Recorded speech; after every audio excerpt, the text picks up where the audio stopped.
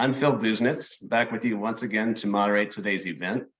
I'm a principal here at Matthews Carter & Boyce CPAs in Fairfax, Virginia, and just finished my 23rd tax season with the firm, although it seems the tax season doesn't really end until October. I've survived 23 busy seasons with the support of our MCB team, a sophisticated, adept, highly skilled team with a strategic approach to business that is warm, welcoming, and personable, which aligns with our firm tagline, strategic, smart, and wonderfully human. For the past 75 years, MCB has been honored to be a trusted guide, providing sophisticated business advisory services, audit and assurance, tax planning and compliance, outsourced accounting, and employee benefit plan consulting. We've earned a reputation for doing more than just keeping the books and have become known as strong, proactive partners dedicated to our clients, employees, and community alike, and who invest to help each adapt and grow. Each January for the past 9 years, MCB has hosted a complimentary economic outlook event for our clients and friends, featuring renowned economist Dr. Terry Clower, sharing his insight into your business planning. In 2022, we decided to host our first mid-year economic update, given all of the economic uncertainties post-COVID. So much has happened in the economy since this past January. We felt it was a good idea to invite Dr. Clower back to calm us all down, shedding light and supplying insight in key areas where business leaders may want to focus their attention for the remainder of 2023. Whether your concern is regional bank defaults, the debt ceiling and potential US default, or the price of eggs and pasta, Dr. Clower is here to bring everything into perspective. Before Dr. Clower begins his presentation, we have a few items to note. The presentation and Q&A are scheduled for an hour and a half. Please submit your questions via the chat feature, and Dr. Clower will address your questions at the end of his presentation. In the coming weeks, we will send you an email. We will send an email to all registrants with a link to the recording of today's presentation. Our esteemed presenter today is Dr. Terry Clower. Dr. Clower is the Northern Virginia Chair and Professor of Public Policy at George Mason University. He is also the Director of GMU's Center for Regional Analysis. The center provides economic and public policy research services to local governments and businesses, primarily located in the Washington, D.C. metro area. Today, Dr. Clower will provide us with insights into economic trends in Northern Virginia, the greater Washington, D.C. area, and across the country. Now, it is my pleasure to turn the presentation over to Dr. Terry Clower. Thank you, Phil. Appreciate the opportunity and welcome everybody. Certainly, there are lots of things happening in the news in terms of economics, and of course that great intersection between economics and politics. But let's dive right in, and I certainly look forward to engaging with you in the questions when we get done. But we're going to be moving fairly quickly through a bunch of slides as usual. So let's just go ahead and dive into it. Gross domestic product, what we have seen is first quarter initial estimates come out, and we're looking at a relatively modest growth rate of 1.6%. But of course, this is keeping in with what the Fed is actually trying to do, slow the economy through rising interest rates to tamp down inflation. We'll talk about that more in just a moment, but you can kind of see that trend there. And of course, as you might remember from the January presentation, if you attended, we had in the first quarter, actually first 2 quarters of 2022, we had negative growth, and you had a lot of people who purport to be pundits. I guess that's easy to say on a Thursday afternoon, but they were really wanting us to buy into that traditional thing that 2 quarters of negative growth means that there's a recession, and that's not how the definition works. And indeed, if you'll remember, we talked about that in some detail about that some of those negative growth factors were attributable to exchange rates and things like that. But nonetheless, what we have seen is after a surprisingly strong third quarter of last year, it's ticked down. And again, at 1.6%, certainly that does not mean that we're in recession now or anything. And we're still talking about that, and we will talk about that, but the economy is still growing at this stage. jobs, of course, and sooner or later we'll get far enough past it to where that huge hit that we saw, of course, during the pandemic when businesses shut down in March or spring of 2020. We see the recovery from that. Certainly, we have attained back to pre-pandemic levels in total jobs in the nation. If you kind of think about it, if you drew an imaginary line across that chart of the pre-pandemic line, we probably have not recovered back to where we would have been if the pandemic hadn't happened, but we're still growing. And you'll actually see that curve of that line most recently has started to tick down a little bit. In other words, the pace of growth is slowing. But look at that number. I mean, between March and April, of course, pay attention to tomorrow's job release number for May. But March to April, we still, as a nation, added over 250,000 jobs, and that is extraordinarily level of resilience in the job market. It surprised me that it's held on this long. It surprised most folks, but this is telling you that there has still been so much pent-up demand for labor that even with some obviously big announcements out of some technology firms or whatever, we continue to add jobs. We're going to talk more about that as we move along. But as you can see, the job market is still on a very positive trend. Unemployment rate continues to show very tight labor market conditions.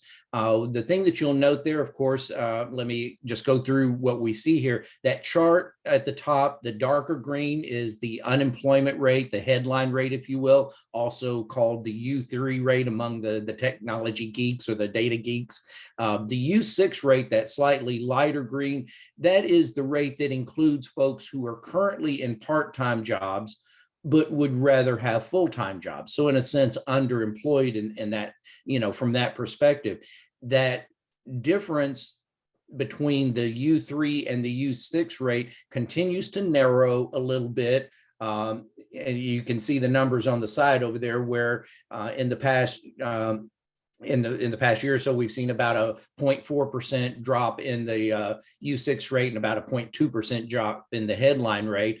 But at 3.4%, that's very low unemployment rate on a national basis. So you think about the old days when, you may have taken an Econ 101 class at some point in the past, and they kind of told you that around 5% on a national level would be considered structural unemployment, just the people moving back and forth between jobs. Well, we're certainly a good bit below that, and we've been below that number for quite a long time now. If you see, we haven't been above, with the exception of the pandemic itself. It's been, quite a number of years now, almost 8 years or so since the last time we saw that level of unemployment. The number at the bottom is one we talked about a lot in previous sessions, the labor force participation rate. And you can see that we certainly have had a little bit of growth back off of the bottom post-pandemic. We're struggling along there at around 61.5% there for several months post-pandemic. Then we took a little uptick and then we flattened back out. Now we've seen a little bit of a rise again. One of the things, if you'll remember, I talked before in a couple of the previous sessions, going back now for a couple of years, that one of the things that really concerned us was a lot of this drop in participation rate could be attributed to people who had caregiving responsibilities. So we're, and largely, let's just say on average, that's still women. And whether it's childcare, elder care, and of course, during the pandemic, we're having the thing of, one kid in a classroom sneezes twice and everybody gets sent home. But what's happened now is, as we've recovered, we still find it that the child care centers are still grossly understaffed. And remember, for them, there is a set limit. You can't just, keep adding kids if you don't have staff to support the operation. So that continues to be a problem. Elder care is certainly a problem for some families. The interesting thing, though, is in the last few months, the data are indicating that actually this last little bit of uptick that we've seen this year, you see that last little bit of rise that you see is actually mostly women. reentering. So we've got, so that's, good news to see that happening. But we still need to see that labor force participation rate get up higher. There is a stat that you may have heard that was just released recently that talks about the number of basically job openings and the number of hires and the number of separations. And that can be separation, voluntarily being fired, layoffs, all of it combined. And we saw a really surprising trend. It had been for a few months then that the job openings were actually declining a little bit. And that's exactly what the Fed wanted to see. The reason they've been raising interest rates to make things more costly, to tamp down the economy, slow the job growth rate, which would lower pressures on wage rates and things like that, which we'll talk about in just a moment. But surprisingly, in the March to April period, that data were just released, and that number went up about 400,000 jobs. We're back to a position now. We were very early in the year where across the nation, forgetting about skill sets, forgetting about talent, and forgetting about qualifications, we're back to 1.6 job openings for every unemployed person in this country. So, that would tell you that if you start thinking about qualifications, experience, skills, and all of that, that employers, and you guys may be very much a part of this, are having still trouble finding the workers that you need. And of course, as long as that labor force participation rate stays below that around 63% level, that means that we still haven't gotten back to even pre-pandemic norms. And keeping in mind, if we go back in time to the Great Recession, labor force participation rate before the Great Recession was about 65%. So we never have recovered some of the workers who lost their jobs during the Great Recession. They left the job market. Looking at particular sectors, the things within this chart, there's a lot of data here. You're seeing month over year change. So as of April, how does it compare to April of 2022 and by sector? And that little number in the red box then is how is the employment count compared to February of 2020, so the month before we started really seeing the economic impacts of the pandemic. Education and health services has picked up a lot. Professional and business services picked up a good bit. State and local government still down a bit. Leisure and hospitality is still down. And of course, there's two things going on there. As we've heard, and anybody that's tried to fly recently has experienced, air travel and a lot of the travel stuff has come roaring back. But there are two factors going on here. One is leisure travel has certainly roared back. A lot of convention business is really starting to emerge, but business travel is still, what we see anecdotally, is still somewhat depressing. And what I mean is it's down, and you have where folks are, internal meetings are using Zoom instead of traveling about, particularly for intra-company affairs. So you see that that's down. The other thing is that we continue to hear from restaurants and hoteliers that part of the problem is they can't find the workers. They could have a higher number if they had people willing to take the jobs. Retail trade is up just a little bit and just up some, but hasn't grown a whole lot. It's certainly, we've seen a little bit of a trend back away from e-commerce back to traditional brick and mortar retail, but e-commerce is still substantially higher than it was prior to the pandemic, and probably is looking like that's it fell back a little bit now, but it's stabilized. Manufacturing is up some. You can go down the list and see all of these various sectors. The other one, it's interesting that other services, which are a lot of personal services, has not completely covered this. So we're still talking about, anywhere from hairdressers, barbers, manicure shops, little repair shops, and things like that are still not quite back to what they were. Labor productivity has been getting a lot of attention here recently. We saw, of course, a big dip around well, we saw a huge increase at the actual onset of the pandemic. And some of that was that there were a lot of folks that lost their jobs, but, businesses managed to happen. Some of that is the way e-commerce gets counted in productivity numbers is changing a little bit. But this trend post then, where we have seen negative productivity numbers, has been really concerning folks. And there's lots of different narratives being spun out of this.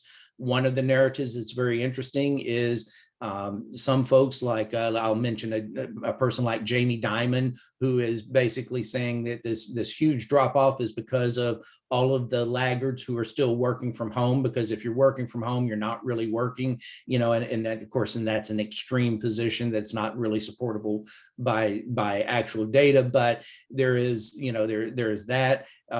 There's also the issue that I think is built into this somewhat, that's shown the negative growth. Look at how much productivity grew during the height of the recession. And a lot of that was that, there were folks that dropped out of the labor market because of a lack of availability of childcare, elder care, a lot of other factors, just didn't want to expose themselves to the risk if they were working in a hospital setting or something like that. But what happened is that whoever was left pick up the slack. Think about the same thing that happens, the Great Recession. I can remember early in the presentations that I have done with this group, when we first started this, we were still kind of, in recovery modes after that. And, you look around and you could say how many people you knew who, felt like they were doing a job and a half because somebody had gotten laid off a few years before and that person had never been replaced. So there is a little bit of that going on. And so one of the things that I think the negative growth that we're seeing here now is reflective of is it's kind of a renormalization. And the other piece is, you might remember we talked about this before, but a lot of the tech firms, particularly the ones that have announced big layoffs in the last few months, those folks grew dramatically during the pandemic. And they were looking at that change of e-commerce, that was moving up, and they were assuming that the slope of the line was going to just keep on going up and up forever. I remember the stat that heard that Amazon, toward the middle of fall, that something like 60% of all Amazon workers across the world had been hired in the last 2 years or something like that, some incredible number. And of course, but the thing is, as it turned out, the revenues weren't growing to match that. So you wound up having a lot more labor inputs than you had growth in product outputs, hence the negative switch to productivity. All of that being said, there's two things here. One is that I think these numbers will kind of balance out, that what we're seeing is a rebound effect from that huge spikes, that you see there during the height of the pandemic. I think there's a little bit of rebound, but there's other ones that we're talking about. A survey done by the Census Bureau called the Pulse Survey that has been indicating that there are a whole lot of workers experiencing various levels of mental health strife. And that has had an impact on productivity. We're actually working with the Community Foundation of Northern Virginia now on a project where we're trying to put some numbers on what that productivity loss means, or what the actual productivity loss, because some of the numbers that are claimed in the survey seem awful high, but we're working on that now. So there is a little bit of that. And I think some of it, and maybe you see it in yourselves or even in your staff, where there's some folks that, we came through this pandemic, and it was, folks were stepping up and doing a whole lot and putting lots of hours, and maybe collectively we just got a little bit more toward burned out. And I think that there's some of that wrapped up in these numbers. Having said all of that, I think we need to monitor this number carefully and keep it in mind that if we don't start seeing this productivity number improve in the next several months, then we need to really start digging in and figure out what we're going to do about it, because productivity growth is what really drives economic growth in the long run. So earnings, well, the green line on top is the earnings, average hourly earnings. You see that little bump there in 2020. What that reflects is that the pandemic, of course, didn't affect all jobs equally, that the jobs that got hammered the worst were probably lower wage jobs, hospitality, retail, that kind of stuff.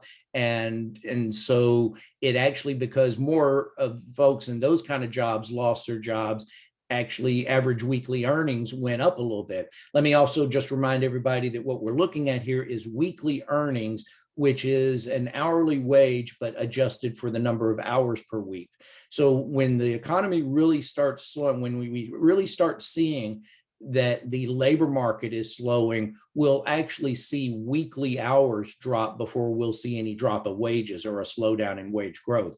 Now, of course, you go to the bottom, even with average hourly wages rising 4.4% compared to April of 2022, you see that the real average weekly earnings is still dropping. Two things this is telling me, and it's something you probably are seeing in your businesses. Inflation may not be as bad as it was several months ago. We'll talk about some specifics on that in a couple of minutes. But what we're really seeing is that folks are still behind. The labor market is still behind how much it costs to live, the cost of goods, and you're continuing to see pressures from your workers wanting wages to make up, to get their purchasing power back. And so as long as the labor market is tight and people can move from job to job, a little bit of indication that the job hopping has slowed some, which we can talk about in our Q&A session, but that job hopping may have slowed a little bit, but you still have folks who are wanting to see, if you want to stay competitive for your labor market, you're having to issue wages, which of course presents a real challenge from the nation of taming inflation down to the Fed target levels. And with that, we start thinking about that. So the numbers finally have started moving in the right direction. Monthly consumer prices are down to 4.9%, and that's off of a peak that was closer to 9% there in the latter part of 2021. So the number is moving in the right direction. But, as we talked about in our forecast in the early part of the year, we are a long way from that 2 to 2.5% federal target rate.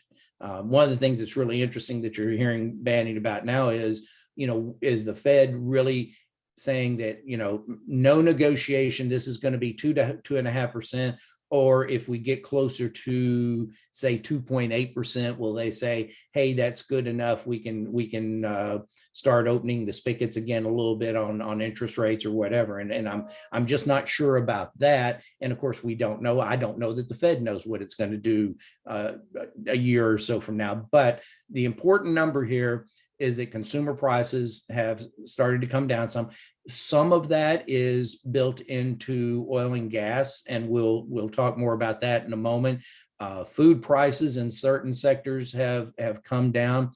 Eggs are still quite elevated, but there's a different reason for that. As you might have read in the news, there was, I believe it was last year that we had to euthanize millions upon millions of egg-laying chickens just simply because of a spread of a version of the avian flu, and they were having to do that to try to keep the spread down. So there was a supply issue that had nothing to do with the pandemic on that one.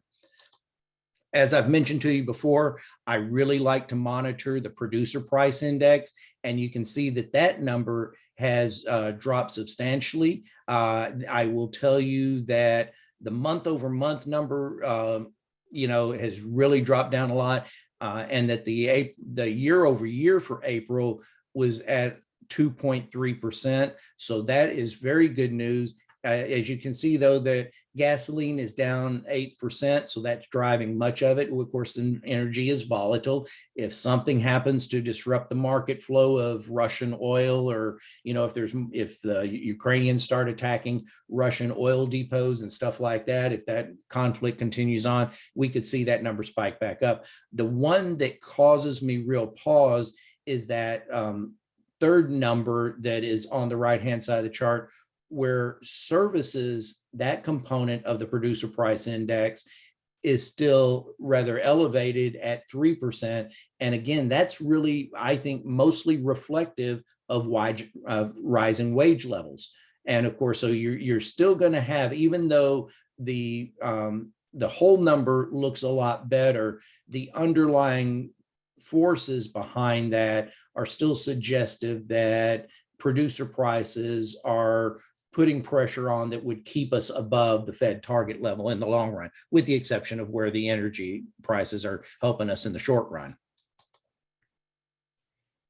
So interest rates overall, as you guys that follow this stuff more carefully, the yield curve is incredibly inverted and not looking like it's, according to it, we ought to, be moving into a massive recession if you believe the long run 50-year trends in that data set. But overall, Fed fund rates are elevated. Treasuries are running about, on a 10-year note, running a little over 4%. Well, I guess what is about 3.75, something like that now. I'm sorry, the last number that we have is from the 22nd of May here at 2.9. So we've seen a little bit of retraction in that one. And then you see the mortgage rates have come off of their peaks and have come down a good bit. So that is getting us back into a more long range trend. In fact, let's face it, for many, many years, a 5.25% mortgage on a 30-year note would have been a pretty attractive deal. So that should start helping the home building market or the home buyer market here in a little bit. And we'll talk more about that in just a little bit as we look at home sales. This is the one that is still just incredible. This number always gets me, remembering that the scale of this number over there on the y-axis is in trillions of dollars, trillions with a T. And so all of these numbers you have to add, you have to add 6 zeros, I guess, to the end of it to get this right. And certainly the number is come down somewhat. So something in order of $500 billion compared to what it was this time last year.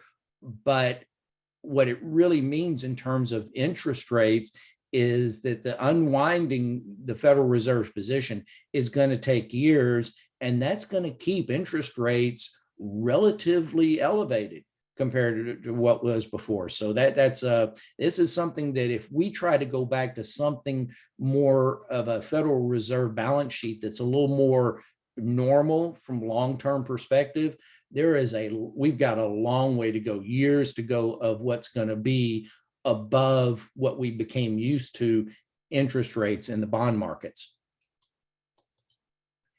Home sales, as you can see, we had a dramatic downturn as mortgage rates took their big jump up. And of course, and then you really see how it went down. The new home sales have kind of come off the bottom a little bit. We had that bounce down there, but still at very low rates that are actually down to kind of what we hit in that month or so just after the pandemic. Of course, as I've said before with this, the real estate industry, particularly residential real estate, the level of adaptation to the conditions that were forced on them by the pandemic was just extraordinary and extraordinarily fast.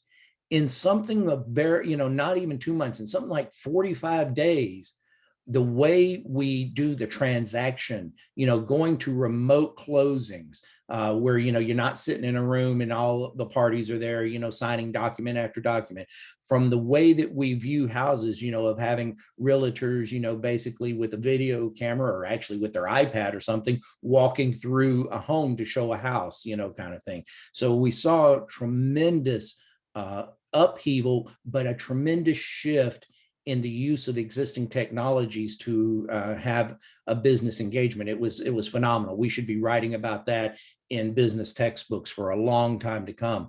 The point of the matter is that what I'm hoping is that with the recent move, and there's usually a few months lag, with the recent move of mortgage rates, that you're going to see a little more activity in existing home sales and, and kind of help recover that. Having said that, the big factor there is, for all of us that bought a home during the pandemic or refinanced our home as mortgage rates were in that, below 3% level, we like our houses and we love our mortgages to death. And, it's kind of, for me, the house that I live in now, if I'm having to continue to have a mortgage, you are going to have to pry my hands off the door threshold as you drag me out of this house where I've got 2.75% on a 30-year. I mean, that's about as cheap a money as you could want to get. And I know some of you probably have even better rates. So the inventory of existing homes for sale is going to stay depressed just simply because there's a whole lot of folks are not going to move their house and trade their 3% mortgage for a 5.5% mortgage. It just doesn't make sense unless there's a compelling reason for them to have to move, which would suggest that should be a market uptick opportunity for new home sales if they can be priced appropriately. Consumer confidence, we remain pretty confident we come off of that. We certainly, our present situation index is not nearly what it was pre-pandemic, but with some gyrations there, and note how volatile it's been compared to what we usually see. You get a little spikiness going along, but now the spikes have gotten of bigger magnitude. The one that's driving concerns now is that downward trend in expectations. Having said that, the long run data on the ability of the expectations index to predict household purchases into the future is not as strong as it used to be. Let's just phrase it that way. So I like to put this up there. I like to talk about it. It's a piece of data that gets reported broadly in the media every month. I'm just not sure that it tells us as much as it used to tell us. If it tells us what it did historically, this would say that we could expect a downturn in particularly big ticket items, automobiles, refrigerators, those kind of items that we would see ticking down. And certainly there seems to be a little more cautiousness in the marketplace, but I'm not sure that it's all driven by purely the expectations that households have of their personal finances at about 6 months into the future. That may change if the economy turns and we start losing jobs, by the way. So for the US, what's the stories? What I've done here is I kind of just copied the slide that we used in January. I know I should never as a forecaster tell you what I told you before and let you compare. I should always just, ignore your mistakes of the past, but I thought it'd be interesting. We could kind of talk about this. So inflation, we were, expecting 4 to 5% throughout this year. We're at, we're looking at April numbers looking better. And so maybe we'll actually do a little better than that by the end of the year. But I think that's still for the remainder of this year, sticking with the 4 to 5% with a slow downturn in inflation, and basically talking about well into 2025 before we experience anywhere near the Fed target rate. Having said that, one of the things that keeping in mind, I was expecting us to have a broader economic downturn before, sometime mid to the latter part of this year. And so far, the labor market is staying stronger than most anybody expected. So maybe all of these numbers get pushed out a little bit further. So, to expect that the thing that we keep hearing about on the business press now, whether you listen to Bloomberg, CNBC, whoever it is, you listen to them and they're saying, oh, the Fed's going to become accommodative and are going to start lowering rates by the end of this year. I just don't see any data that would say that that's likely to occur. Be happy to be surprised, but I just don't see it coming. There have been, I was expecting 3 hikes this year. We had 3 hikes, February, March, and May. The question is whether or not they're going to increase by 25 basis points at the next meeting. And right now, I'd have to give that about a 50-50 probability on mine. There's a lot of folks saying, oh, they need to pause. I think a pause is likely. I'm just not sure if the pause is going to be in June or if the pause is going to be after that. When more of the July, August kind of thing. Drop by end of the year, as I mentioned, that's what we keep hearing. I just don't see that as likely. Supply chain issues rewinding, the China COVID, not so far. We haven't seen a redo of that. There has been some outbreaks, but the Chinese government does not seem to be in a taking a posture of saying that they are going to shut everything down again.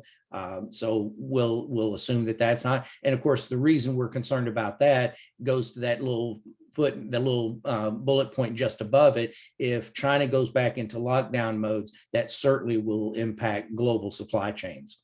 Stock market, I see nothing to suggest why it should be different than we thought before. The Dow Jones Industrial Average is basically flat so far this year. S&P is up a little bit. And some of that is just the rebound from the substantial loss in 2022. And the NASDAQ is moving back, but has recovered a little bit. I think there was a little bit of overselling going on. On the other hand, here recently, as we're seeing, NVIDIA probably, there's some people that are going to make some money on profit taking, I guess, but there will also be some people that will be losing some money because it just got a little bit hot there, that big run up that they had last week. Conflicts, I said in January that Ukrainian conflict would drag on for 2023. It's possible this drags on for years. I don't know. That's hard to say.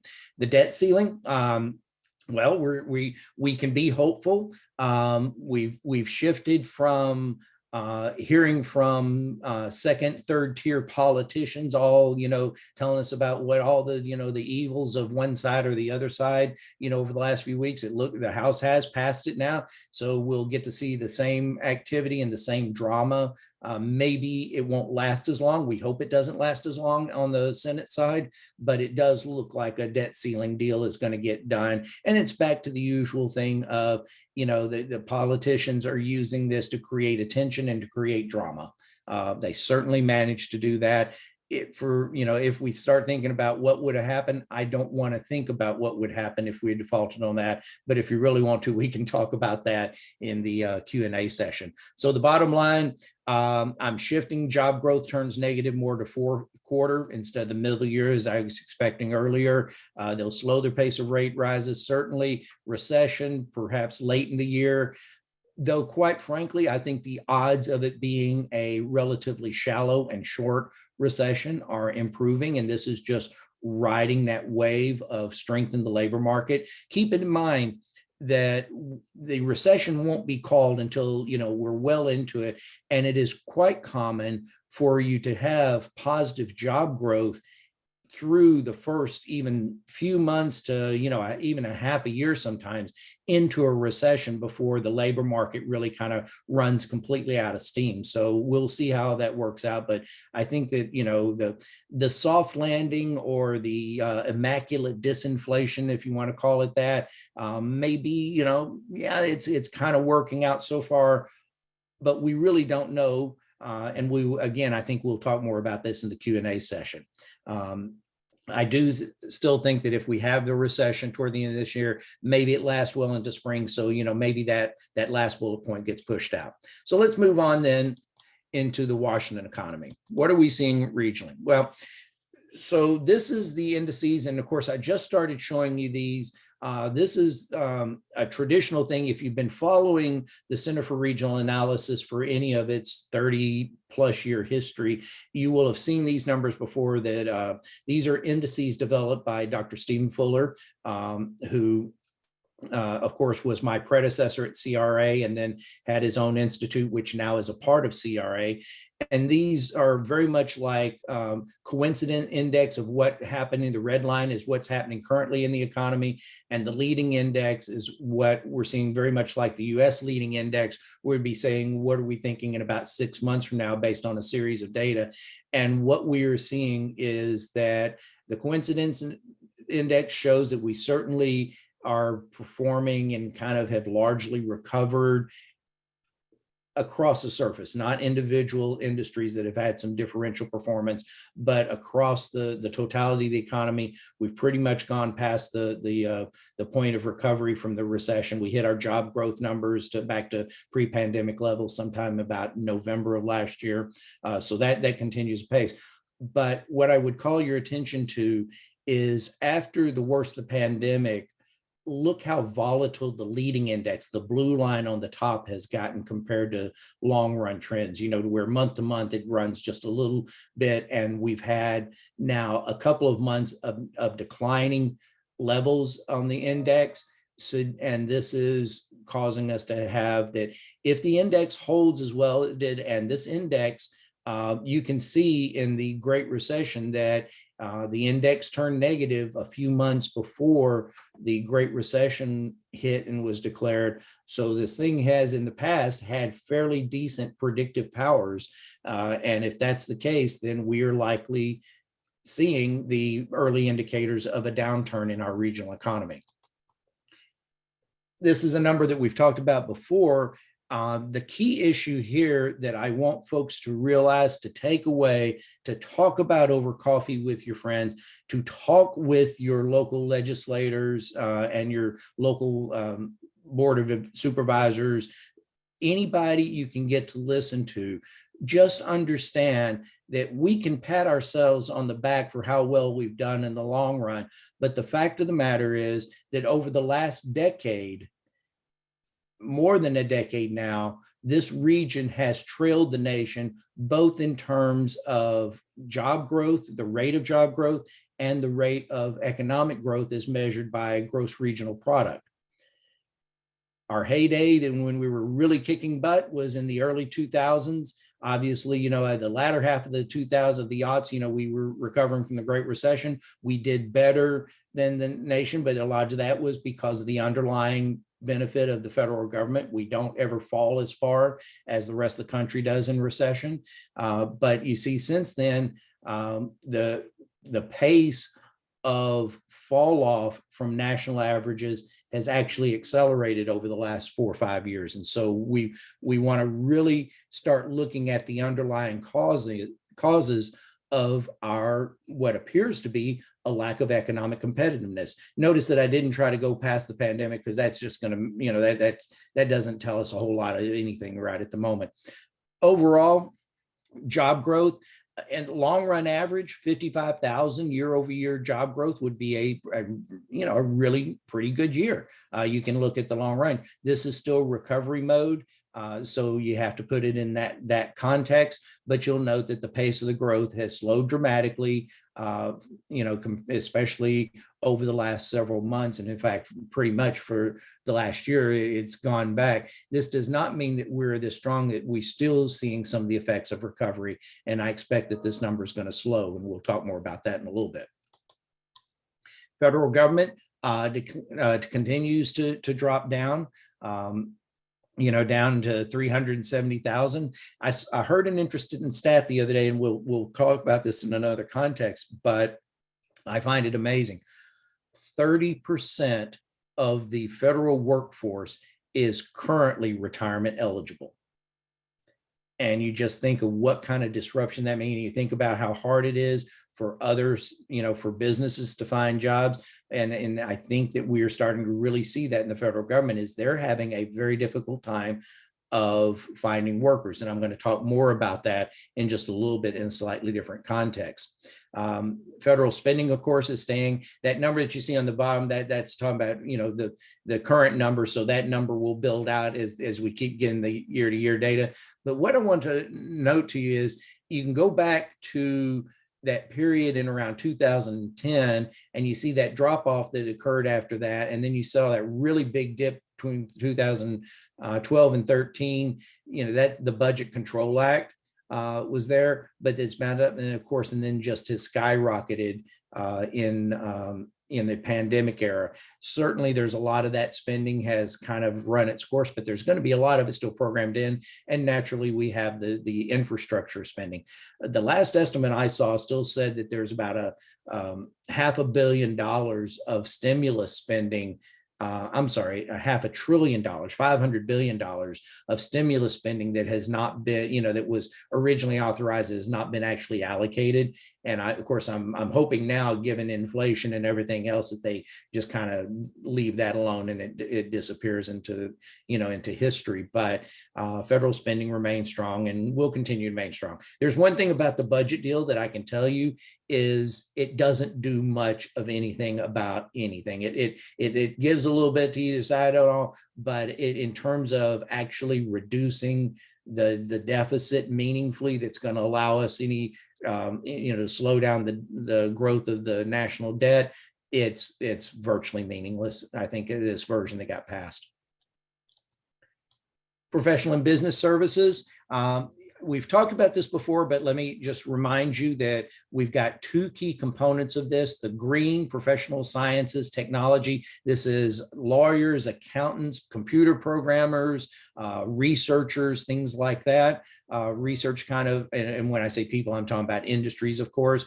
The administrative support are things like temp agencies, waste management services, building services. Obviously, the folks in the building services took the real hit, and that we saw during the pandemic. And then, of course, it kind of came back. Interestingly enough, note that here recently, though, we're actually showing some negative trends in the professional technical side, which is, somewhat maybe related to the announcements that we've seen. We'll talk more about some specific industries in just a moment, but that is a very interesting and very concerning context, because those green bars represent high value added jobs. The orange bars represent relatively lower value added jobs. And if we start looking individually at sectors, so education and health services, and that, by the way, that's private education, would not include GMU, does not include public schools, but the private sector education is still down a little bit. That's not surprising with some of the private colleges that are struggling with enrollments right now. Health services is not completely recovered everything. Federal government, you can see that number there. Of course, the federal government numbers are always a little squirrely, compared over time. Again, the red box is what it was compared to February of 2020, but but in any case, so we're seeing some decline in federal. Leisure and hospitality is still down about 11,000 in this market. Retail trade down almost 11,000. Other services still down somewhat. Interestingly enough, the finance sector has been dropping some, and you see the negative 6.9 compared to before. I think that is largely related, well, two factors.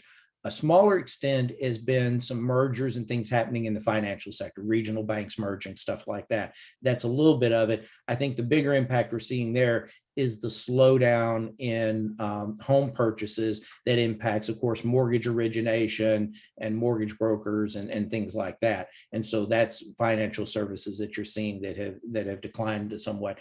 My estimate is that we've probably seen something like $50 million in lost income among realtors in lost commissions, given the pace of sales in the last couple of months. So, really slowed down revenue in some of those sectors. And you can see those others, of course, are pretty small sectors of the economy, so we won't pay a lot of attention to them for this. I do think that there's a couple of them that I'm watching very closely. Computer system design, you think about all the cybersecurity and all that's booming out there. We actually have seen over the last couple of years a real, not slowdown, but we've lost growth. So, and this reflects, so if any of you know how challenging it is to try to hire skilled, experienced computer database administrators and programmers and stuff like that, our growth is slowed down. And the shape of that curve there over the last few years is causing me real concern, because it reflects on a key sector of our economy and things that are growing. You think about like data centers and stuff like that are all, kind of get wrapped up into that kind of stuff. And the other one, now, mind you, for exaggeration effect, look at the scale on the Y scale. So it's not, it's not quite as dramatic, but, but this region has historically had more workers in designated cybersecurity occupations than any place else in the country by a large margin.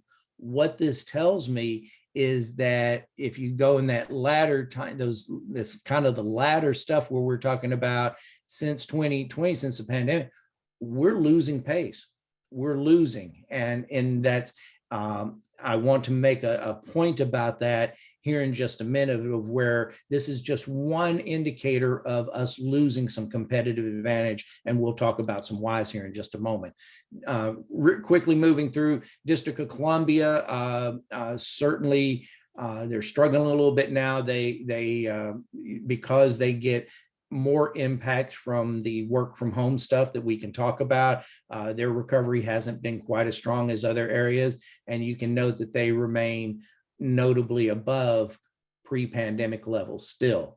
And their growth has slowed about at the same rate of recovery pace that other parts of the metro area have. But again, if you think about that green line, they are still substantially below pandemic levels, to the tune of about something in neighborhood of about 30 to 35,000 jobs.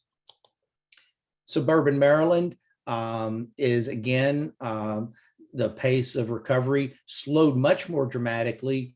And the Maryland suburbs are actually just not doing that well. They are not competing well at the moment. And of course, you can note that they have not recovered as well. Northern Virginia, the fall off, we've started to see a little bit now, but the fall off has not happened as much here. And we've actually had recovery. So of the 3 sub-jurisdictional areas, if you will, Northern Virginia is basically doing much better than either the Maryland suburbs or the District of Columbia. Unemployment rates, look at that rate for Northern Virginia. I mean, we're down kind of, not quite as low as we were pre-pandemic, which was incredibly, incredibly low, but we're not that too far off of it. So yeah, what I'm going to tell you is that one of the reasons for us not growing as fast as the nation has been very much tied to a lack of workers. You can't grow your revenue if you don't have somebody to do the job, right? And so this has been part of our slow. It's been available workforce, and particularly available skilled workforce, that has been real challenging for us. This number looks substantially better than it did at the first of the year. Other areas of the country are starting to actually come off of their torrid pace. So we're seeing a little bit of the effect of underpinning of federal spending, not necessarily federal government employment directly, but federal spending. But still, what's happened is that several of these markets have kind of come down. Houston's kind of flipped up. Dallas is slowed down notably, but they've had such huge growth over time. So it's one that, don't look at this in our shift in position and say, oh, everything's fine again, we don't have to worry about our challenges. No, that this is giving us a little bit of number. What you just have is some of these other markets are coming off of some really torrid growth over a multi-year period. So now let's start talking about some really, really, really challenging news. And I'm sorry, I'm not trying to be Dr. Doom, but let's just straightforward. Domestic migration. It's not unusual for us to have domestic out migration in this region, meaning people who are in the US moving to other US regions more than people who are living elsewhere in the US moving to our region. But look how that accelerated in the last data period. The data period that we're actually talking, that last one, the most recent data, ends in the 12-month ending June 30th of 2021. So the data are a little bit lagged, and it's kind of an offset year. But if you can see that number has been accelerating for the last, couple of 3 years. And we actually had, for the region, at the end of that year, negative population growth. We actually lost population according to the Census Bureau estimates. Let's talk about that a little more in detail. I've got some notes here. When you get the slides and you get access to these, and you'll have access to this stuff. You can look at the recording, but you can see some of this. This is a report that we've issued that you can access on the Fuller Institute. So you can just search Stephen Fuller Institute and find this analysis that we published in April of this year. Fairfax County lost population, Prince George's County lost population, Montgomery County lost population. Prince William lost a little bit, District of Columbia lost some, Arlington, all that. And then what we saw was who was gaining, and that was Frederick, Maryland, Spotsylvania County, Charles County, Stafford, on down. So what we've seen a little bit happening is a movement outside, but what I can tell you is that some of those people that were leaving Fairfax County did not stop in Stafford. they went to North Carolina, they went to Texas, they went to Georgia, they went to Tennessee. There are just several options, but we are losing people to other states. On percentage terms, the worst was, of course, poor Manassas Park, but of course, that's a very small percentage. Prince George's on percentage terms. And then you can look over there on some of the others, interestingly enough, Fairfax City saw some, and that must be tied to some housing development. But of course, that's on a very small base, so that doesn't represent many people here, but you can kind of see the same effect. So here's some of your numbers. If you get down to it, if it wasn't for some net international migration in the most recent period, then DC might well have gone negative. The other component of population growth that I don't have on this table is the net natural growth, which is just basically number of births minus the number of deaths. But remember, during the pandemic, we actually saw a drop off in birth rates. So, that was one of the things that kind of is changing a little bit. And we're seeing a little bit of a baby bust now because of the things that happened in the Great Recession that actually are now impacting college enrollments. But you can look at some of these numbers up here in the domestic migration. One of the things that I want you to think about, a regional economist, regional theoretician named Charlie Thibault is the person who is credited with coming up with the phrase voting with your feet.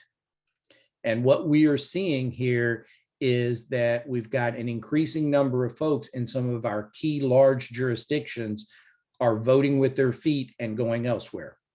And I think we really need to start thinking seriously about what that means and the implications for it. So how does Fairfax and Montgomery rate against others? Well, we looked at the counties in the US with at least 1 million population. The worst was the Bronx. You get also up there is Queens, and King County is in there in the top 3. They're not all labeled. After that, a couple that are above Fairfax include Alameda County, which is Northern California, and not San Mateo, it's Santa Clara County. One of the others, I believe that's up there. Then you have Fairfax. Philadelphia is a little bit above us too in terms of loss. That county in between Fairfax and Montgomery is Cook County, so Chicago, downtown Chicago, Illinois. And then you trade down, you're down the other, Collin County, Texas. That's where the city of Plano is. That's on the north side of Dallas. Many of you may have heard of that community, and it includes parts of a fast growing suburban area called Frisco that's been just growing gangbusters and all. But what I can tell you that of all of those that are at least 1 million people or above that are on the positive side, a majority of those are in Texas or Florida. So it's part of the story that we've held elsewhere. I mean, let's face it, you look at all the craziness in Florida politics or whatever, you look at all the hurricanes and everything, and still people are just flocking there. Now, what's interesting is the folks that are now having trouble getting homeowners insurance in Florida, and we can talk about that later. But you talk about something expensive. If you can find somebody to underwrite your policy, it's pretty damn expensive to pay for a homeowner's policy in Florida these days. So we get back then to what's going on and what's driving some of that. And at the end of the day, I think a lot of it goes down to housing availability. We talked before in January, I think I mentioned it, that a research report that had been done September, October, or when it was released of last year, that basically found for the first time ever, if you looked at the people who were working age people who were leaving the big cities, the really biggest cities, the number one reason that they were moving was looking for cheaper housing, less expensive housing. And so what's happened for us is look at this long-term trend in inventories. Well, if you still have demand and your supply of homes available keeps dropping, what happens with prices, right? And basic economics still works, right? And we've seen the average sale price of homes really go up, and you kind of see some weirdness in this, but look at the volatility that we've experienced in the last couple of years, so you always had some volatility in price. And this is just where, difference of seasonal effects, summertime, spring, whatever, and you get some differentials, but we're seeing this current. Now here, you notice that we've kind of come down and we had a little bit of a dip down, all this in here, we can attribute mostly to being the mortgage rate changes.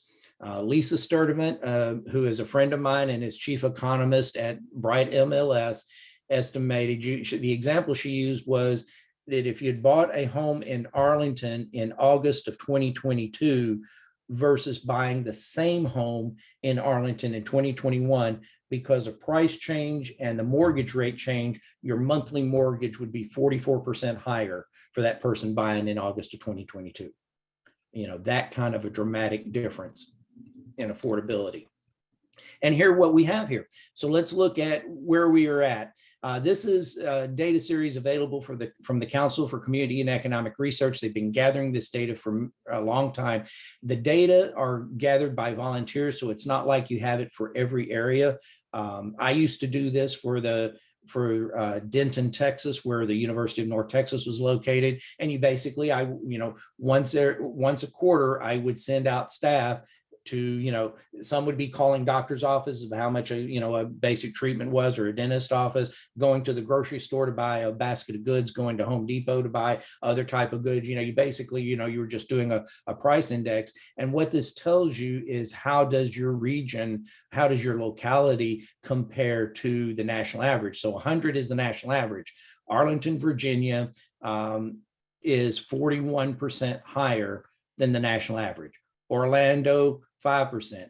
Austin, even though that's a pretty expensive housing market by Texas standards, is below. Richmond below the national average. Charlotte below the average. Dallas just a little above it. You can see the numbers there. And of course, for comparison, San Francisco. Now, before you ask, downtown New York, Manhattan is 228, I think, on this index. So that's the really high side. But what this really points to you is that cost of living from all sorts of services, housing, everything is expensive.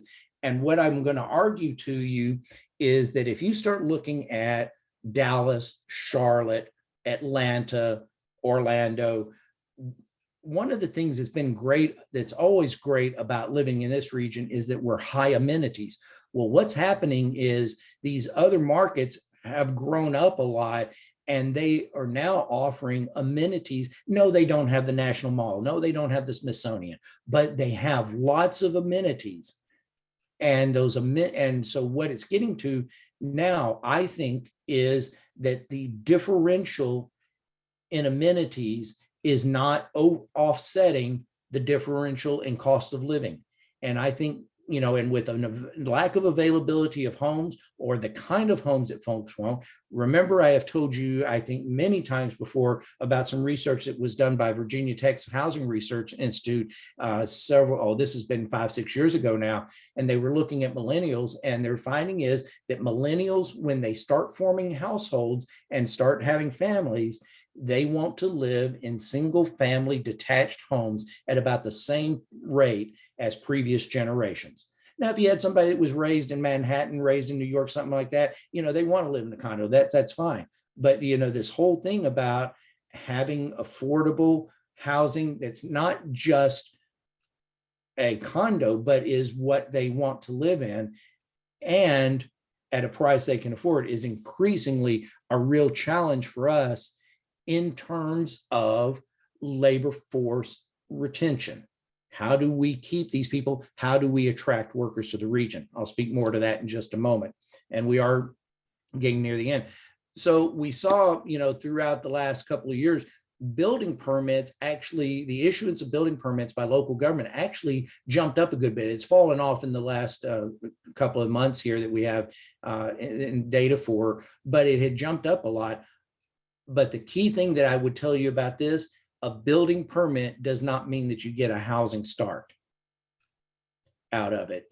And if you talk to Mark Ehrlich in Montgomery County, and you talk to some of the other folks they're issuing permits, and the builders are basically saying, no, the deal, is off. And part of that is because getting that permit, particularly if you had to ask for a change of zoning, you had to go through all the stuff about proffers and negotiate. And it could have been that, in fact, a person that I talked to fairly frequently, mind you, this was an office complex, but basically he got an approval to build something on something that he had submitted the application 7 years ago.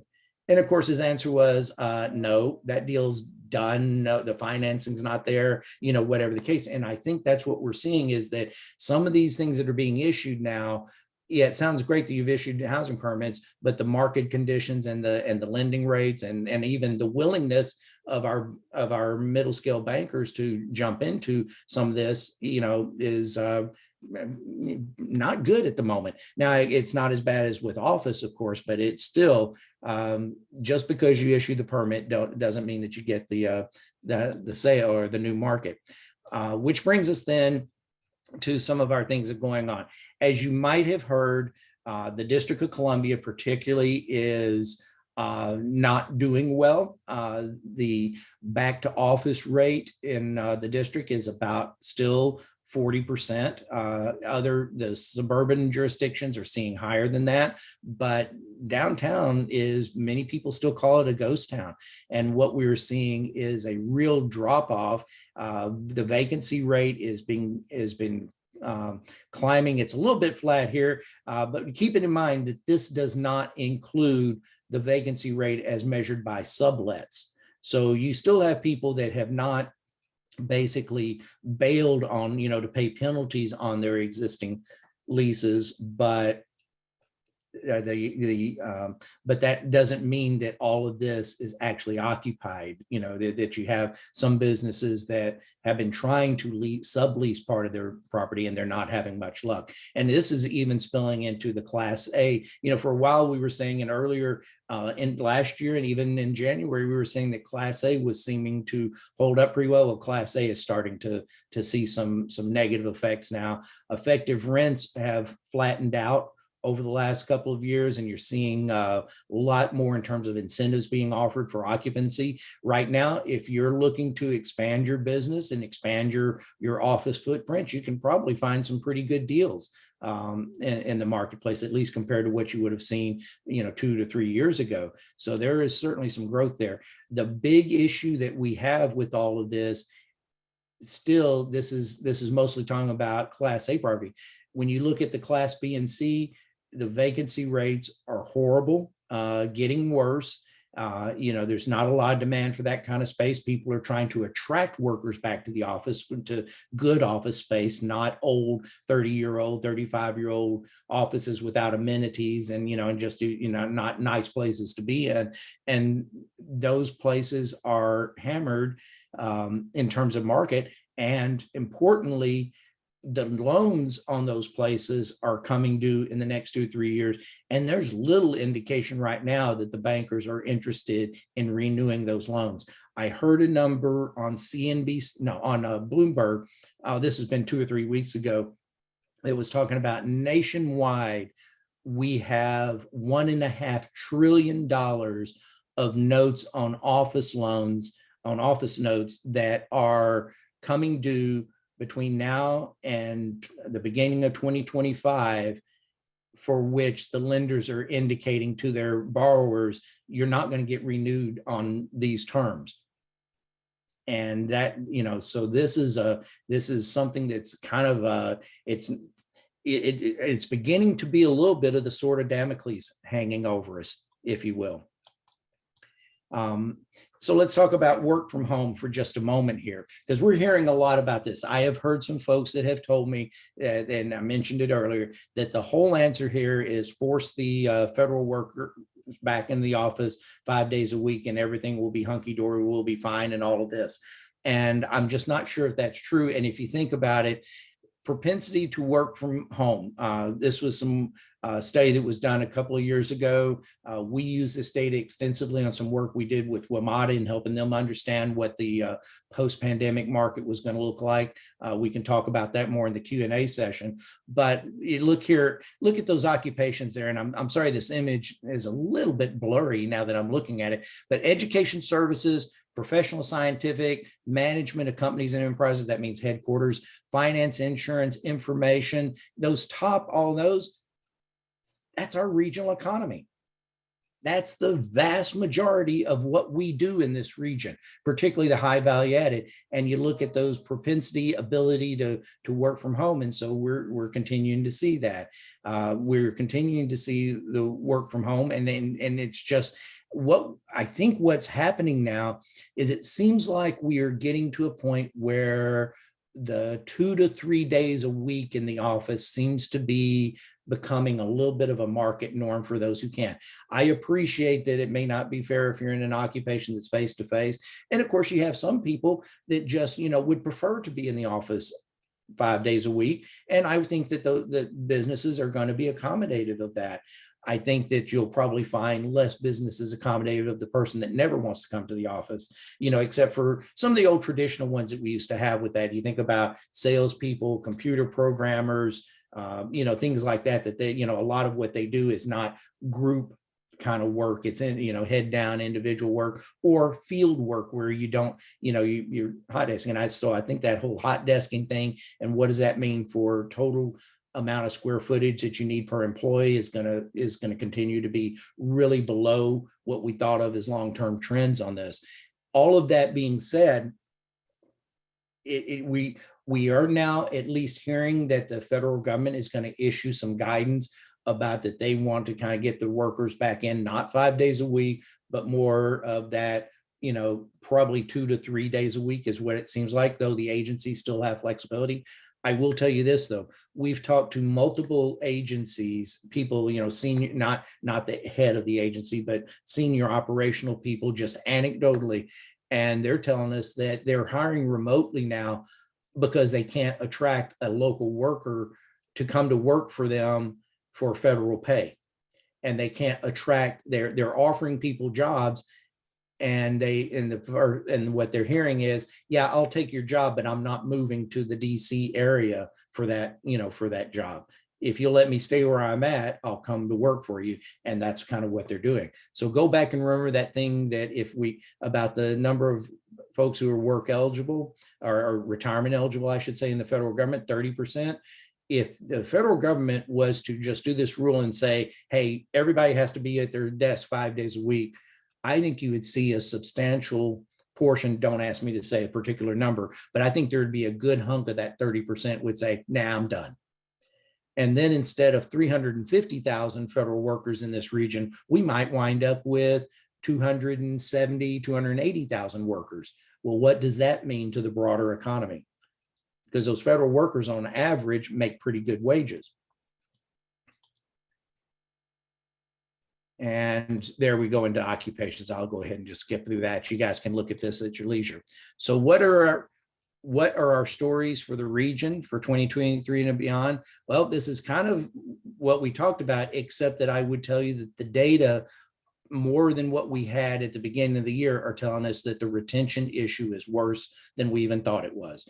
We suspected that we were seeing domestic outmigration still staying at higher levels. We did not anticipate that it had gotten enough that we were going to actually have total negative growth in population in the metro area because of that phenomenon. And it's about workforce housing, public transportation. You think about, metro is facing a fiscal cliff next year. And here's the thing that's interesting about this number. They are facing a $730 million operating deficit next year. And that number holds only if their ridership reverts back to pre-pandemic norms. Well, right now, they're barely running 50% of what they had pre-pandemic. So we don't even know how big the WMATA cliff is that I got up there. But imagine this, and I've heard people say, we need to just let Metro fail and rebuild or whatever. Can you imagine trying to attract young workers who, by the way, do not have a driver's license at the same rate that we saw in previous generations, trying to attract young workers to this region if you do not have a functioning public transportation system? Just think about that. So this is going to continue on. We've talked about the settling out at about 2 to 3 days per week, I think seems to be there. The office market is a slow motion train wreck and happening. I think it's going to be, I'm starting to have visions of the late 1980s for those of you old enough to remember what that was like in the office markets. Business adaptation, certainly we're not seeing the entrepreneurial ecosystem. We're getting more networks, more buildup of that. What things that Virginia Tech is doing, things that Mason is doing. We're seeing better systems there for helping that. But our big one is the simple fact that the venture capital money has largely dried up in this region. A few exceptions with that. Local government stresses are building because of the drop of values of office properties. Talked about the 1 Mile Cliff. So our bottom line remains, if the U.S. does go into recession, we'll perform slightly better, but our growth is going to continue to slow, and we're going to continue to really struggle to keep up with national growth rates on this. I think we'll see a little bit more of the job growth in the remainder of this year be more toward hospitality as that continues. But remember that we had losses. We've seen losses in professional services. You remember that number that we talked about? And that means effectively that we are trading low value jobs for high value jobs. So we could see a slowing economic growth that is belied by even, continued job performance. And then I still think that the number that we started with for the year at about 10,000 job growth next year, which would be positive growth, but much, much slower, is probably still on. My bottom line is at an increasing risk of basically becoming on the national scale an economic also-ran. And with that happy news, we're just at our time. And so I think we'll be ready to move into the Q&A session, folks. Should I stop sharing the screen here after a moment once folks get a chance to jot down the links here?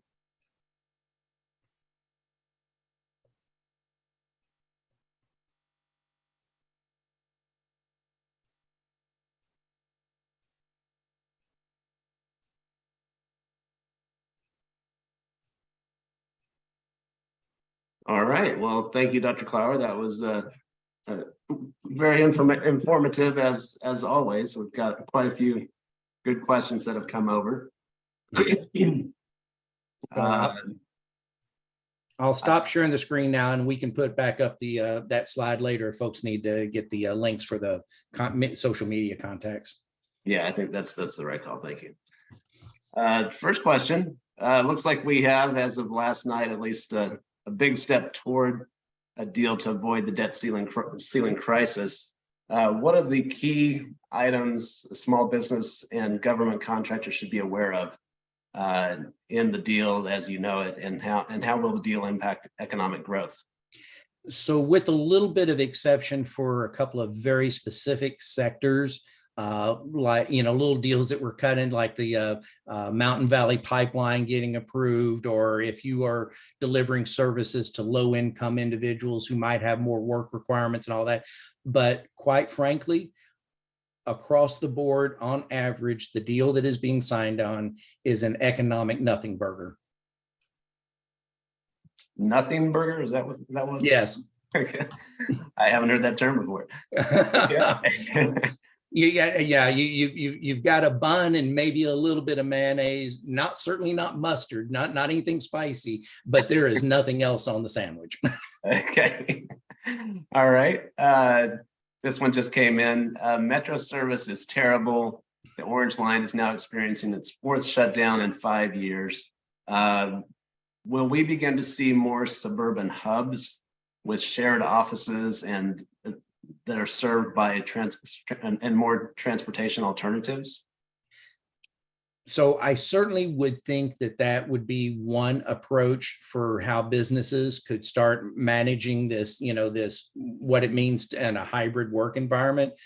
We don't have all the answers on that. And by the way, the challenge with this, and I'm going to say this, and maybe I've said it to this group before, remember that the adaptation of how to manage a remote or a hybrid workforce. Remote's a little bit different thing, but let's just say that the in office 2 or 3 days a week kind of thing. figuring out how to properly manage that workforce is management's responsibility. It's not the workers' responsibilities to know how to adapt. It's up to managers. And that means that there's going to have to be some learning and some training and some folks building different kind of supervisory skills. I do think the idea of shared space is going to make sense for some kind of businesses.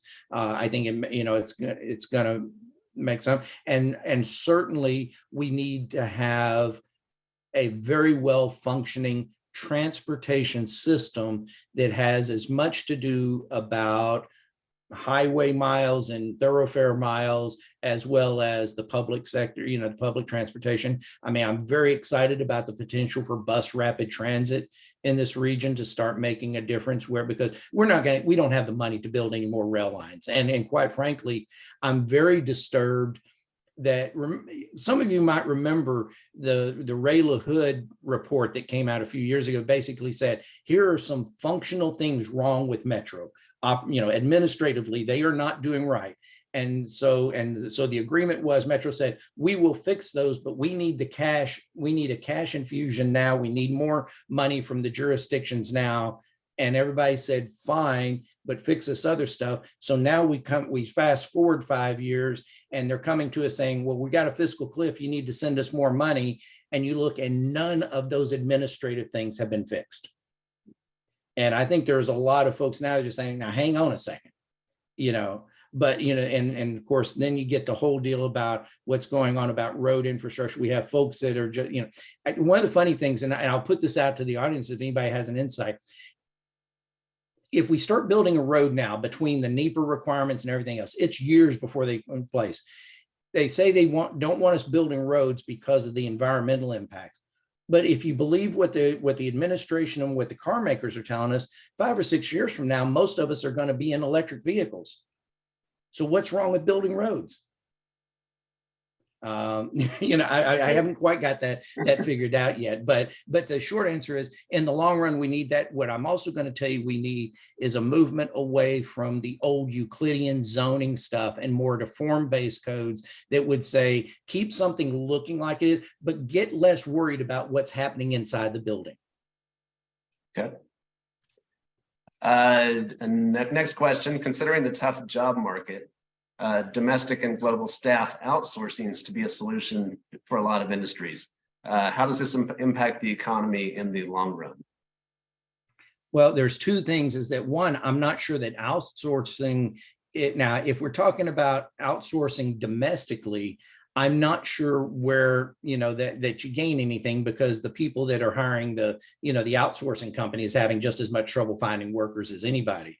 If you're talking about outsourcing to, India, Bangladesh, Vietnam, wherever, we have found before a substantial amount of backlash against that kind of stuff, particularly in people facing things where, customer service, all that. I think that's I think that's really problematic. And of course it is a loss. The one that we haven't talked about today, and yes, I will tell you that it's overhyped at the moment, but there's a lot of that kind of stuff that the chat box stuff, the artificial intelligence is going to displace. And one of the key things, we've talked about this in previous events and not in a lot of detail, maybe it's a complete separate little event that we might do sometime, Phil, or in collaboration with another group, would be to start exploring artificial intelligence into key markets and how that actually is working. We actually at George Mason and myself and a couple of colleagues have asked for some federal earmark funding to actually explore some of those issues. And if the federal government ever gets a budget, maybe we'll get funded. I don't know, but we'll see. But the point is that I think the more concerning disruptive event will be if your job is moving paper from one side of your desk to the other side of the desk. The likelihood of you having that job 4 or 5 years from now is pretty small. So how are we going to retrain 20-30% of the white collar labor force? Yeah, that would be really interesting to have a seminar just on that. And everybody knows it's coming, and it's incredibly powerful. We're just not sure how it's going to impact us all, but those answers are going to come quickly, I'm sure. Yeah. Earlier this week, the Washington Post reported that State Farm had stopped accepting homeowner insurance applications in California due to the increased risk of catastrophes like wildfires and also because of high construction costs. Florida may be next. They've had a lot of natural disasters from flooding. What will this double whammy of increased climate catastrophes and construction inflation have on our national economy? And then what can federal and state governments do to help? So that is a 12-day seminar topic, but let's just say, first of all, one can hope, given that we don't lose a lot of people moving to California from the DC area, but we do lose a good bit of people leaving to go to Florida. And not all of those are retirees. If retirees want to go down there, that's fine. Get out of the way. Open up your house, sell it, right? But if it's others, so I'm hopeful that it maybe at some point that might do it. But from that might help us a little bit with the out migration. But of course, that doesn't address Charlotte, Atlanta, wherever. We have the degree to which we are continuing to allow people to build homes, other built environment structures in hazard prone areas where they seem to have the assumption that no matter what happens, the federal government is going to come and make them whole when the disaster happens, that the rest of us across the country are going to contribute our tax dollars to making them whole so that they can maintain their ocean view or their river view or whatever it is. Some of that at some point has got to stop. I don't know when it's going to stop, but it's got to stop. Right. Makes sense. It's back to politics. There's always going to be federal budget drama with Republicans holding the House and Democrats controlling the Senate and the White House. What do you see happening for the remainder of 2023? A very broad question. Yeah, and I think what we will see is a lot more drama. It'll be interesting. So let's just assume that the Senate, doesn't want to take the political risk. Neither party wants the political risk of a shutdown. So we get that. That does not mean that we get a budget. And that does not mean that we don't have something of some stoppage and we get some faction of one party or the other basically trying to hold the federal budget hostage to their particular political desires. And I think that we're going to have more drama for that. I don't know that we'll have a shutdown per se, but I think I can't put that out of the realm of possibility. And of course, what that does is, in the long run, the federal workers usually get made whole on their salaries and all that, but it is disruptive. And it's always been unclear to me that when you have those kind of events, whether or not the federal contractors who are, their employees are ever really made whole in the same way that the federal government is and those kind of things. So it's that's a challenge, but whoever asked the question, you're absolutely spot on. What I can count on virtually as much as I can be certain about anything is that the drama factor is going to be incredible. Yeah, for sure. Banking. So the collapse of several regional banks has heightened attention for a looming recession. How does this compare to the subprime mortgage / financial crisis back in 2007? The banking industry is heavily regulated. So what happened and should investors be concerned? Well, remember that the regulators are never quite able to keep up with the smartest people who are trying to figure out ways around the regulations. But I would cast back a little further. I think the more relevant comparison is what happened in the late 1980s. And of course, for a different reason. Remember in the 1980s, we had massive overbuilding of office spaces, largely because of favorable tax laws that were, passed in the early 1980s, that were trying to help the economy grow out of stagflation and some things like that. And you had, and then we had basically the biggest was what was it, 1986, 1987, when we had the tax law change that basically did away with passive activity losses. And that, and you had and what you'd had is the supply of office space was more about tax write-offs than it was demand for office space. So I can't speak to this region, but I remember that in Texas, the Dallas area had office vacancies in the 30%. Houston was about the same. Austin was closer to 40% vacant rate. I'm sure the numbers were like that. And that created that massive disruption, particularly in savings and loans and others that were the smaller institutions that had formed during, after banking deregulation had formed because 3 or 4, relatively well-off people got together and decided to form a bank, or a savings and loan institution or something like that. But I think what we see now is that $1.5 trillion of let's say class B and C, lower tier office space for which we don't know what the demand is, because honestly, we still don't know exactly how hybrid is going to work out, exactly what the number is going to be and office demand is going to sell out at. But I would tell you that I think that we're in for a bumpy ride. I'm really concerned about this. If the regulators get right, but what I always assume government will do is overreact. And if they start seeing some of these failures, they're going to clamp it down. And in the process, the banks that have done really good jobs at managing their risk portfolios, who are not in danger, will get hammered just as bad as the ones who are endangered. Okay, thank you. You kind of touched on a couple of these questions with respect to the workforce that I'll just read these to you. There's been a push for workers to get back into the office. But what is the future of work from home? Is this hybrid situation a win-win for everyone? Which industries will lead in the new direction? And then kind of to add on to that, federal policies, personnel policies, how is that driving office demand in the DC area?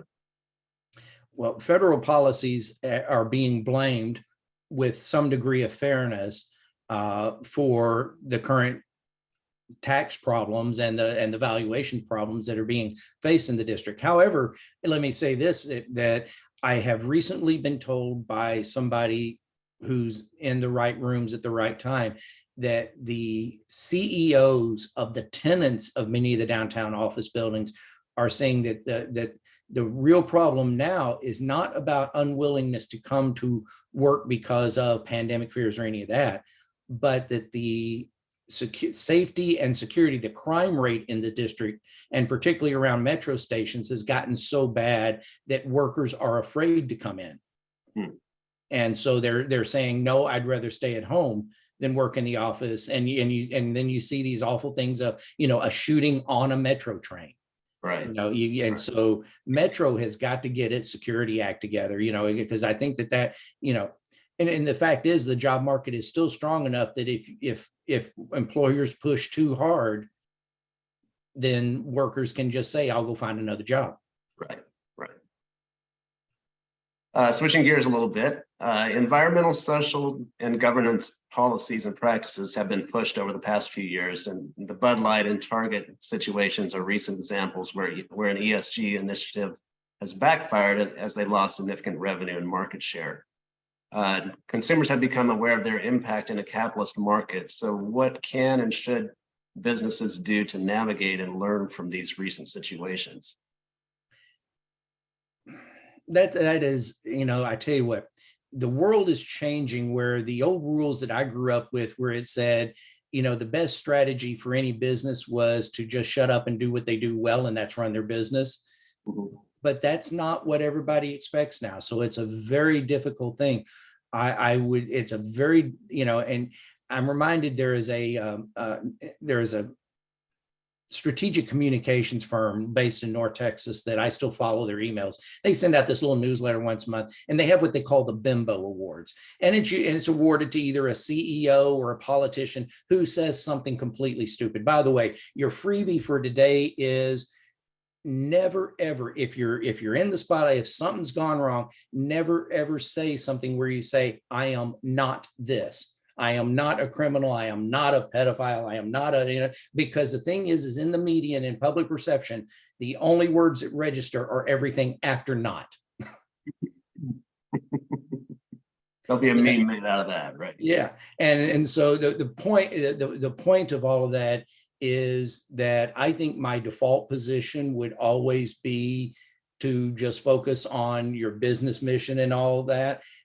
Because right now, what we've become is, remember, there are a whole lot of people out there who get their own physical and social enjoyment out of being offended. And now we've given everybody a megaphone that they can shout out their level of offense. Whereas normally, if they shout it out to their neighbors in the pew in church, or, at their social club or at their bar or whatever, nobody else heard. Well, now everybody can hear. So I don't have a good, clean answer to that. And we face that. I face that about, what do you talk about in the classroom in a modern university? And I stick to the data and I stick to factual stuff. And I, just try to navigate before. I will talk about any issue with the students, but we will talk about it in what is from a verifiable data perspective. Yeah. Sounds like a good policy. We're gonna look back at some of your January comments now and see what you think has changed. In January, you compared the U.S. economy to a giant ship. You can alter its course, but it takes a while for the direction of the ship to actually change. With that visual in mind, is it your opinion that the U.S. economy is headed in the right direction, or are we the Titanic heading for an iceberg? Well, I don't know that we're the problem with the Titanic is that they didn't see the iceberg or didn't respond to it in time. We've seen the iceberg and we've started turning. It's just whether or not we've turned fast enough, or the question remains now. And this is the thing is, have we turned the wheel too far? And so if you had an iceberg on this side and land on this side, have we started, have we missed the channel? Are we swinging through the channel and heading toward land now? I don't know. That's one. I will say that I think if the Fed, if Jerome Powell called me this afternoon and said, "Hey, Clower, what should I be doing?" I'd say pause for a bit. See, the interest rate changes usually take 12 to 18 months to wash through. Well, how many interest rate changes have we had in the last 18 months? Right. So how about just sitting on it a little bit and let's see what happens.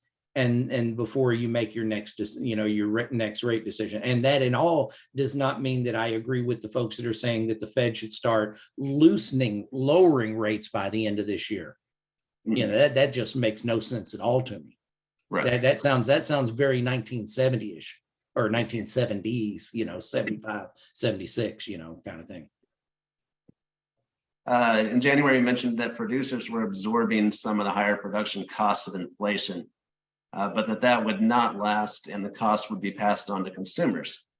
We have seen a significant increase in groceries and dining out and the cost of those items. Now, Italy is concerned over the cost to produce pasta. What impact will this have in the U.S.? Well, I don't know that the cost of pasta making it will show up in the degree of which some import prices, if you must have pasta that's, made in Italy and then dried and shipped to you, that's fine. If it's a matter that you're making your own, eggs are still a little more expensive, so yeah, it's certainly some of that. I think the broader issue here is, as we talked about, the numbers in the producer prices are looking a lot better. And so I think, we're seeing that those prices have been pushed through in the market somewhat, and they're starting to slide down. So I think what we're just seeing is it's the process continuing. The good news is producer prices have been falling pretty dramatically. That doesn't mean they're going negative, but the rate of growth has dramatically slowed. And that's the good news, because that'll allow it to kind of wash through. That doesn't mean that we're not going to see rises for a while, but keep in mind that, again, that big piece of it, if a lot of our economy is based on services as it is now, then wage rates going up, and even wage rates in manufacturing going up, is still going to keep the pressure up. Yep. Okay. What are local governments planning to do with office vacancies? Seems like there's a lot of vacant office buildings around, and even some new construction, even, believe it or not. So there is some of that, and of course, and that's the issue of new versus old. I think we will see conversions.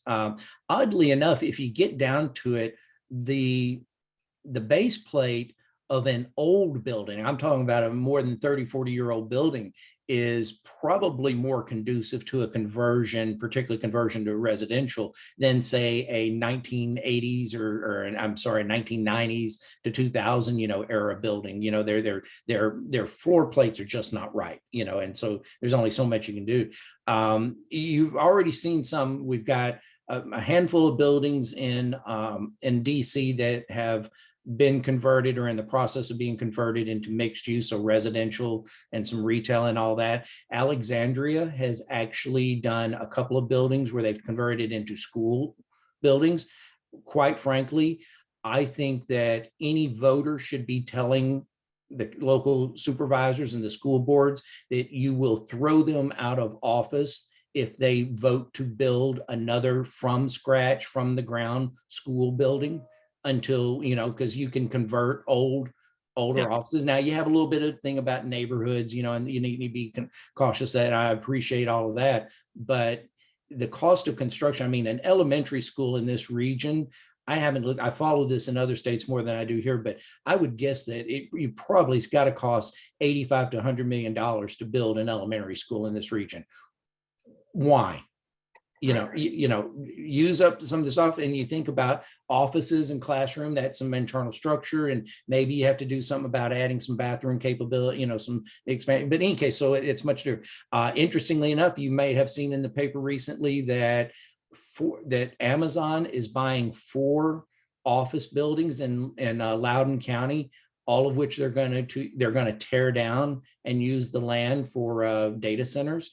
And then there's 2 buildings in Springfield that I understand are going to be converted. And here's your point of this one, Phil. I think those 2 buildings were, I think, finished somewhere in maybe 2017, 2018, and neither one of them have ever had a single tenant.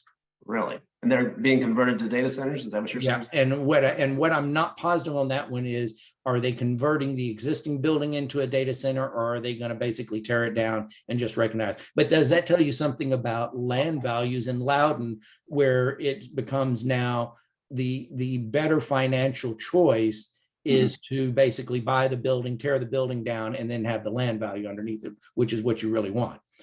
So there is some that I do think that in the long run, or that what we need to do is look at public-private partnerships to help with making these deals pencil out. Because generally speaking, converting an office to residential doesn't pencil out well, and it certainly doesn't pencil out if you're paying a 6 or 7% commercial loan on it. So I think we're going to have to see public participation in some kind of a P3 structure that will allow that. And I would certainly, I would encourage anybody. Jeff McKay in Fairfax, I think, is probably, I mean, he's looking for any solutions at this point. And Jeff is very sharp person, but Phyllis Randall, obviously in Loudoun, is not getting in the way of Amazon doing the thing they're talking about. So I think if we look at any of our elected leaders and really encourage them to get creative about how we can do some of this conversion, we need housing. Now, having said that,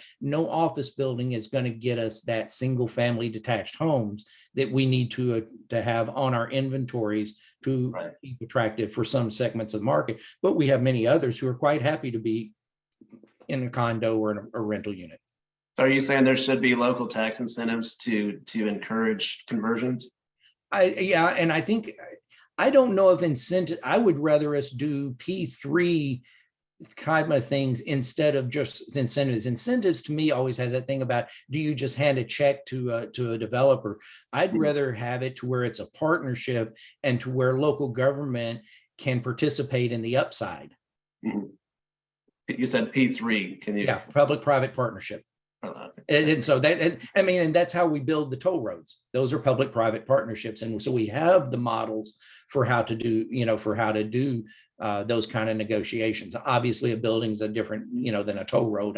I'm fully aware of that financially, but there is a base model for how you can negotiate to where, and what I'm saying is, instead of just handing cash or tax breaks to the developers, that it's one where the public is putting in dollars, but they also get to participate in the revenue side of it or the sales side of it. Okay. What are your thoughts on opportunity zones in DC in particular for development? If we go back to, opportunity zones are the latest kind of iteration version of the old enterprise zone, enterprise communities, and that were been done since the mid 1980s. And the long run data on those gives you a great big maybe they have a positive impact. Okay. So I am not at all convinced that opportunity zones some of them can work well, but to say as a class and as being an answer, I'm not sure that there's any evidence that the Opportunity Zone program has proven to be the definitive answer to a lot of these challenges, particularly in distressed areas. Yeah. Okay. You mentioned in January that our region had lost workers partly due to the toxic political climate in the region. What economic and workforce development, workforce attraction tactics are in play for our area? And can the DC region compete for younger workers? First of all, the DC region must compete for younger workers if we're going to be successful in the long run. Otherwise, we just become that also-ran that I'm talking about. We have a group of economic developers that in Northern Virginia that formed the Northern Virginia Economic Development Alliance. That was good that they created the alliance. I don't know that there's been a lot of output left, but I think we've got to get very creative in marketing our regions. I'll give you an example. Somebody should go check this out if you want to. Go to I believe it's the Atlanta Regional Commission, and you go in there and you kind of, they've done this thing where they've got all these different neighborhoods have their own web page, and you can almost search it like, I want to be near a dog park and I want this and I want that. And it basically says, okay, here are neighborhoods that have these assets. And then you can go and you can get a sense of what kind of housing is there. Lots of pictures, and multifamily, rental units, for sale units, single family, townhomes. And it basically, and it gives, and a lot of this information. We have some of that at the jurisdictional level, but not that critical thing of, if I'm living in Missouri, okay, I got to leave. I have common sense. I'm leaving Missouri. Now, whether I go to, Florida or Texas or Georgia, or perhaps I'm looking at that job as a federal worker in an agency or whatever, and I start looking around, how hard is it for me to find what are my options? In this region, you have to start looking at all these individuals. We don't get together and say, we don't care where you live in this region, as long as you get here, because we need your warm body working for our companies. Mm-hmm. Okay. And we haven't gotten there yet. Right.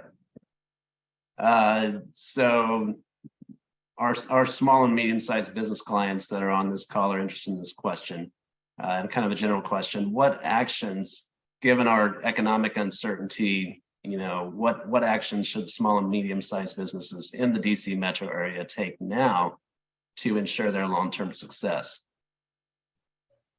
Well, first, they should retain good advisory services like MCB to help them. But beyond that, beyond the advertisement, I think the thing is,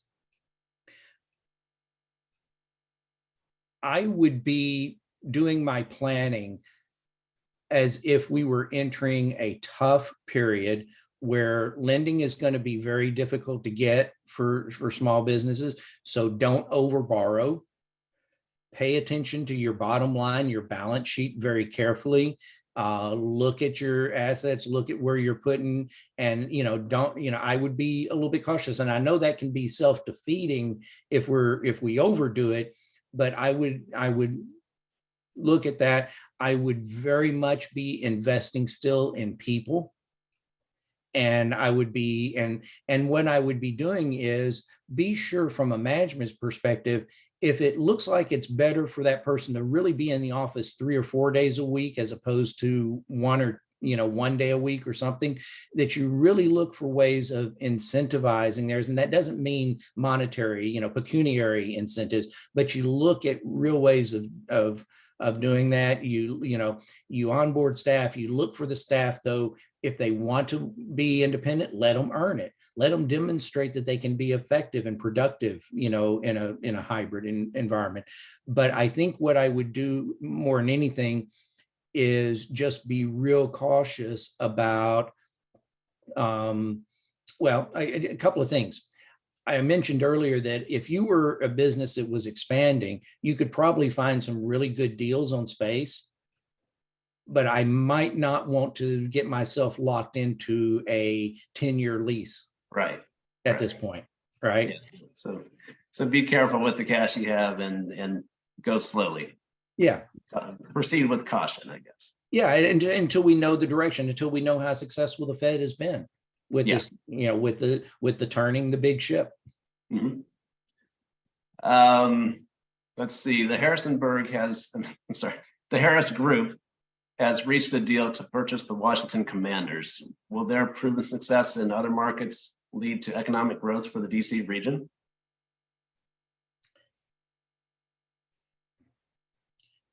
There is certainly going to be potential economic upsides of the Washington team having a new ownership group, new investment in. Whether that happens in downtown, or whether it happens in Loudoun, or whether it happens in Prince William, or or someplace, or or in Maryland, or wherever, that's a bit on the air. Remember that regionally, a lot of that is zero-sum game, kind of thing. Yeah. But I do think that there are some opportunities. Having said that, in the broad scheme of the economy, you will recall that for quite a number of years, Los Angeles didn't have an NFL team. Right. And yet somehow, amazingly, their economy kept chugging along and grew. It was not the death knell of Los Angeles to not have a football team. Right. And then they came flocking back. Yeah. So, I mean, let's face it, your local television revenues matter to a team, right? And so, if you're a big population center, you're gonna have it. Now, but quite frankly, I think that the Harris Group, if they do get the approval, if they are approved by the rest of the owners and they do consummate this deal, I think they're going to be looking around. I got to say, I have a small bias myself to a downtown location, just because it's, let's face it, part of the allure and part of the entertainment value of DC is that it's, it's an adult version of Disney World in many respects. And so you put all your entertainment, you don't try to spread that out all over the place. Having said that, I have nothing against, and I would say that there would be substantial potential benefits to any any suburban jurisdiction that did that. I would want to look at the numbers real carefully about what they're asking for. Yeah. What the team's going to ask for. Right. Okay. Well, I think that exhausts the questions that have come in. So I want to thank everybody thank Dr. Clower, first of all, for coming and sharing with us again. And thank everybody in the audience as well for participating. In the coming weeks, you'll get an email with a link to a recording of today's webinar, and you'll get a link to the slides as well. So thank you very much. Have a great day.